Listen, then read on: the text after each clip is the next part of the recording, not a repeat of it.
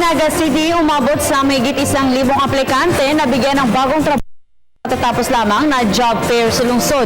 Yan naman ang tinutukan namin kasama si Grace Ripamosimando ng Radyo ng Bayan Naga. Halos 400 ang hired on the spot. Mahigit 200 ang agad ng makakapagtrabaho oras na matapos na ang mga kailangan pang dokumento. 10 ang nai-refer sa tanggapan ng TESDA, may 2 nagkwalipika sa livelihood assistance. Silang lahat ang mapalad na nagkaroon ng magandang resulta sa pag-apply ng trabaho dito nakalipas lang na job fair, May 1, Labor Day.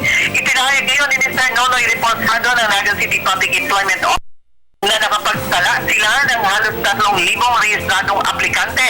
Ang target dapat ay 4,000. 2,500 sa mga ito ang kwalipikadong makapagtrabaho sa alinmang aabot sa halos 100 employers na lumahok sa job fair, local and abroad.